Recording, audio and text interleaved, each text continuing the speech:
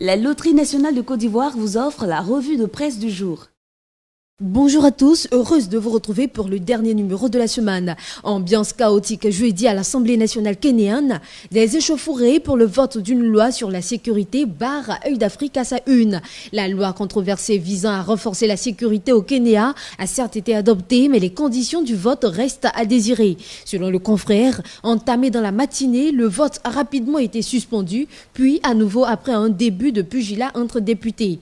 Dans l'après-midi, c'est un président de l'Assemblée nationale visiblement dépassé, écrit le confrère, qui avait réussi à reprendre temporairement le contrôle des débats, modifiant l'ordre du jour, permettant à l'Assemblée d'approuver la nomination du général en retraite Joseph Nkei Seri comme nouveau ministre de l'Intérieur. Le site écrit que le rapporteur de la loi, Asman Kamama, lisait un à un les articles d'une voix couverte par les cris des députés de l'opposition.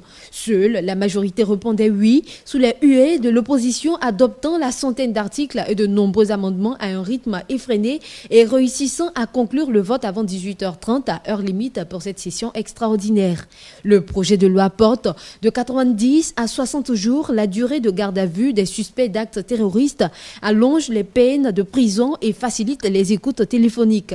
En Mauritanie, 5 chefs d'État discutent de la sécurité au Sahel. Le portail d'actualité à Niamey s'en fait l'écho. Les chefs d'État de la Mauritanie, du Sénégal, du Mali, du Tchad et du Burkina Faso et les représentants de 6 autres pays se sont réunis jeudi à Nouakchott pour le premier sommet depuis la création en mars 2013 du processus de Nouakchott. Les échanges ont porté sur le thème « Un espace sécurisé pour un développement global ». Les participants ont adopté des mesures pour renforcer la sécurité aux frontières, en particulier la mise en place d'unités mixtes et de patrouilles conjointes selon le communiqué final. Cette rencontre est suivie du sommet du G5 du Sahel dont les travaux proprement dits débutent ce vendredi.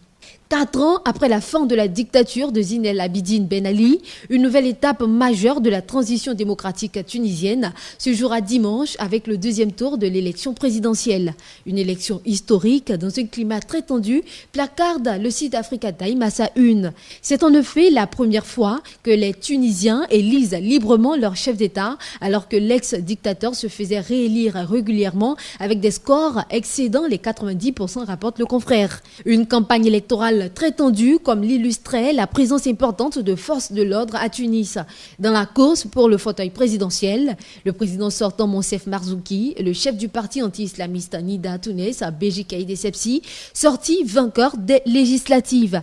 Fin de cette revue de presse. Bon week-end à tous. Suivez l'actualité africaine sur les www.africatv.net. La Loterie nationale de Côte d'Ivoire vous a offert la revue de presse du jour.